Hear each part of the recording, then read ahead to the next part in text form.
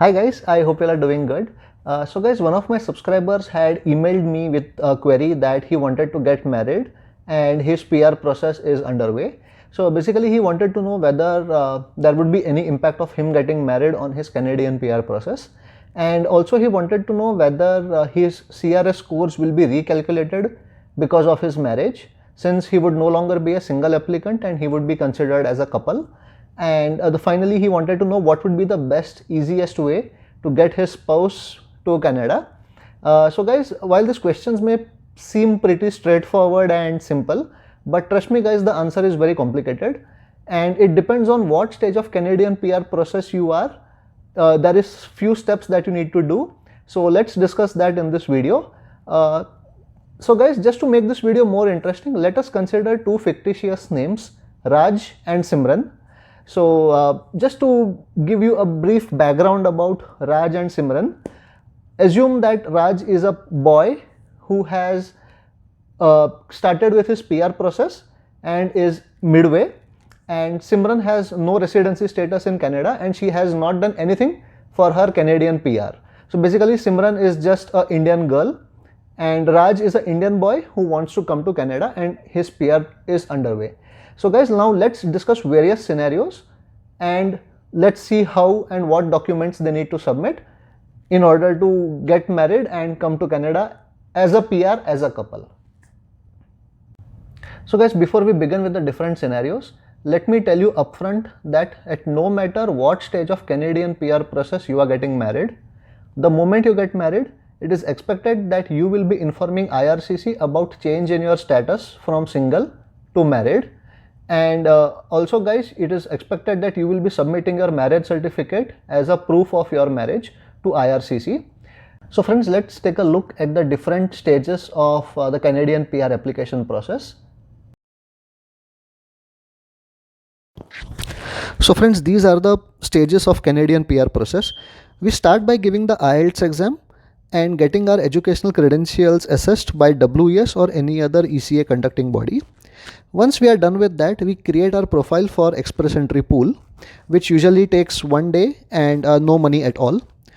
Once the profile is created, there is an indefinite waiting period until we receive our invitation to apply.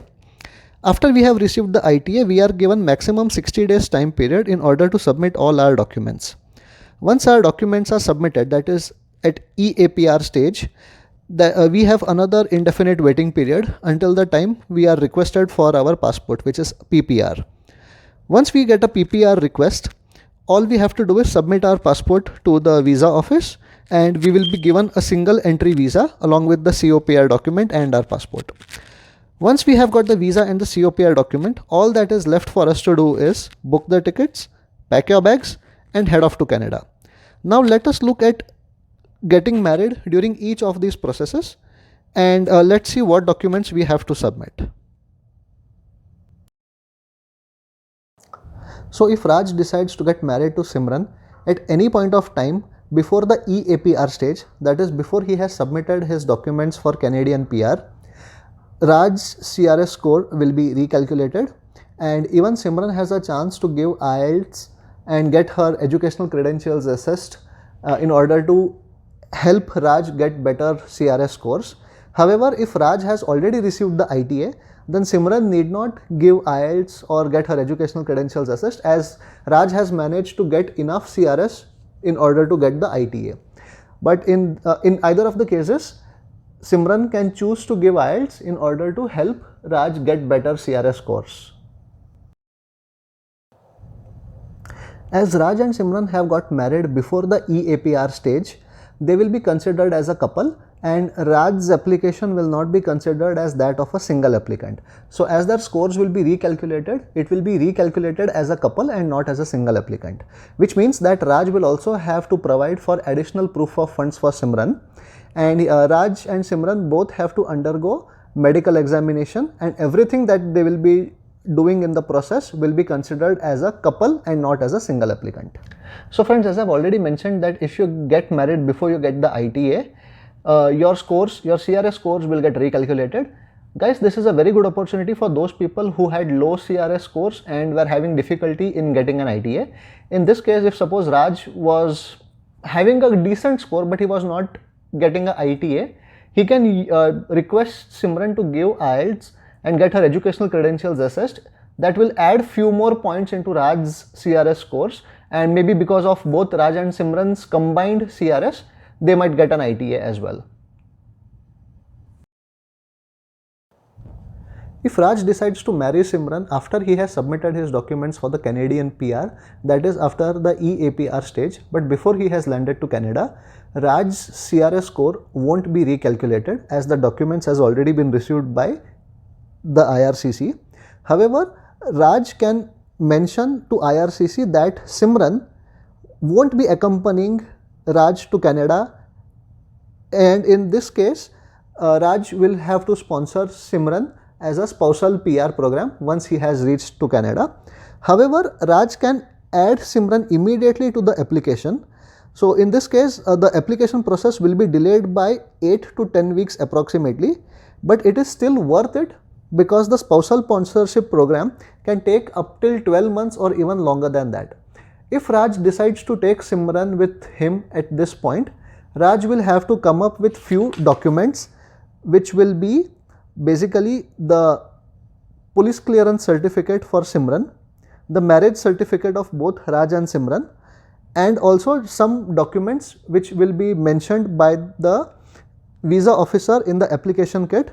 Now Raj and Simran both have to work really proactively because they will be given hardly few days time, maybe 15-20 days or maybe even a month's time to get all the documents sorted and submitted.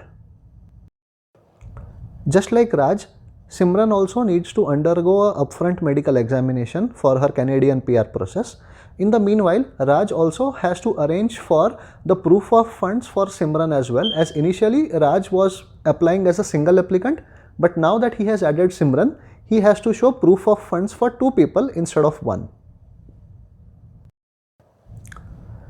Also here, since the scores of Raj won't be recalculated, it does not matter whether Simran gives her IELTS exam or also gets her educational credentials assessed, because it is in no way going to change Raj's score. So it doesn't really matter. Now that Raj has decided to take Simran along with him and he has added Simran's name to Raj's application, Raj must also ensure that he has got enough time left before his single entry visa will expire. As we all know that the validity of single entry visa is only for 1 year from the date of medical examination, and let's assume that Raj's application took probably 9 months to process. So in this case, he'll have only 3 months left. So Raj must really calculate in a proper way so that he and Simran both are able to make it to Canada in time. Otherwise, Raj will have to go to Canada alone first by mentioning that Simran is not accompanying him, and then Raj has to sponsor for Simran's spousal PR. So guys, in case of this route, Raj has to take care of one thing, that the single entry visa is given only for a period of 1 year, and that is usually from the day your medical was conducted. So if suppose the visa processing took probably around 9 months time, then Raj has got only 3 months left from the date of his medical expiry. And if he is not able to get Simran's visa in 3 months time, then Raj will have to undergo medical test again, and this will cause unnecessary delay.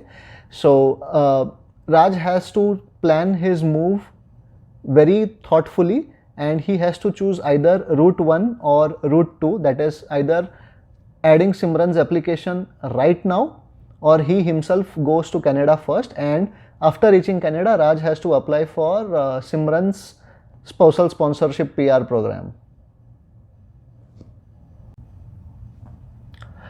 Guys, adding a spouse does not lead to refusal of your PR, but at the same time it does not guarantee PR to your spouse just by getting added to your application. So guys, there is a high chance that your PR may get approved. At the same time, there is an equal chance that your PR may get rejected because of your spouse's medical, criminal and or legal background. At the same time, there will be change in your proof of funds. So initially when you were a single applicant, you had to show proof of funds for just one person, which is you.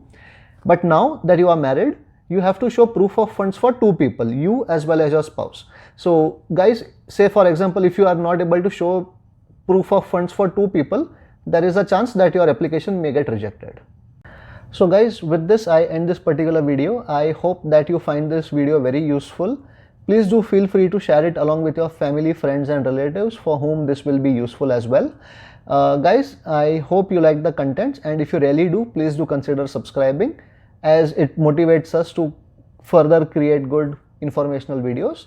So guys, goodbye and take care.